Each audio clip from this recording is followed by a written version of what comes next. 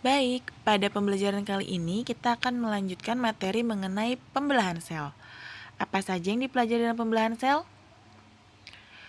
Dalam pembelahan sel akan dipelajari mengenai pembelahan secara tidak langsung atau kita kenal dengan nama amitosis. Pembelahan secara langsung ada mitosis dan meiosis, ada gametogenesis, dan ada kegagalan mitosis dan meiosis. Namun, pada video kali ini saya akan membahas mengenai amitosis dan mitosis. Pembelahan sel secara langsung kita sebut juga dengan amitosis. Jadi, amitosis adalah pembelahan sel secara langsung atau spontan tanpa melalui tahapan-tahapan pembelahan. Amitosis terjadi pada organisme prokariotik, yaitu organisme yang tidak memiliki membran inti, seperti bakteri dan ganggang biru. Untuk prosesnya, bisa kita perbesar di sini ya, kita lihat prosesnya.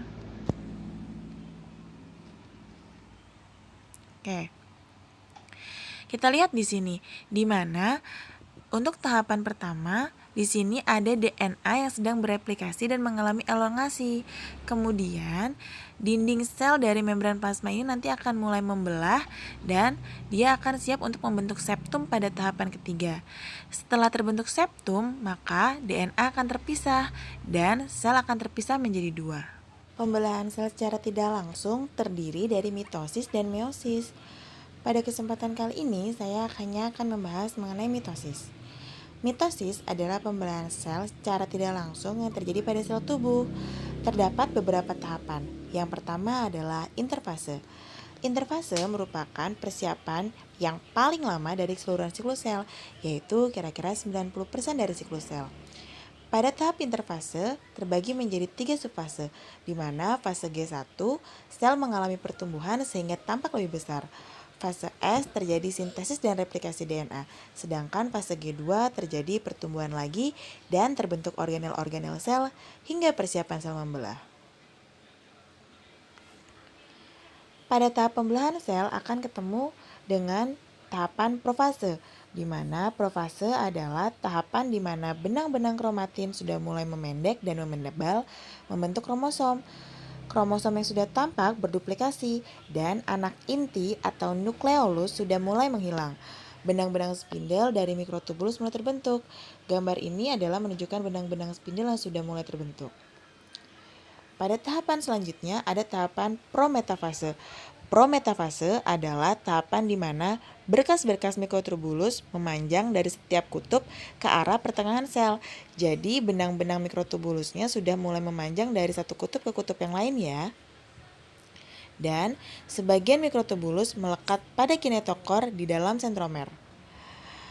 Pada tahap metafase, kromosom sudah mulai bergerak dan berjajar di tengah sel yang disebut bidang ekuatorial, di mana bidang ini adalah bidang hayal membagi sel dengan jarak yang sama. Jadi kalau sudah bertemu gambar yang seperti ini, pasti tahapannya adalah tahapan metafase. Sedangkan anafase adalah tahapan di mana pasangan sentromer dari setiap kromosom akan berpisah dan menyebabkan kromatid saudara terpisah, sehingga masing-masing kromatid akan bergerak menuju ke arah kutub yang berlawanan. Jadi kalau bisa dilihat di sini, tadinya kromosomnya memiliki kromatid saudara yang bergabung, kemudian pada saat anafase, kromatid bersaudaranya akan terpisah seperti gambar ini. Tahap terakhir adalah telofase, di mana pada tahap ini anak inti atau nukleolus yang terbentuk pada kedua kutub sel sudah mulai terbentuk lagi dan kemudian kromosom mulai membuka kumparannya menjadi benang-benang kromatin. Ada tahapan yang tidak boleh terlupa, yaitu adalah sitokinesis, di mana sitokinesis di sel hewan dan sel tumbuhan berbeda. Sitokinesis di sel hewan adalah alur pembelahan yang terbentuk di bidang ekuatorial.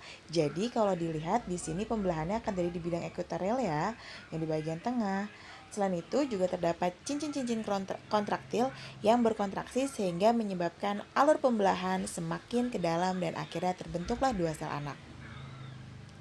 Sedangkan pada sel tumbuhan, vesikula-vesikula yang dihasilkan oleh badan Golgi akan berpindah di sepanjang mikrotubula di tengah sel, sehingga vesikula bersatu dan membentuk pelat yang semakin besar, sehingga menyebabkan membran di sekelilingnya bergabung dengan membran plasma, sehingga terbentuklah dinding sel yang baru dan memisahkan dua sel anak.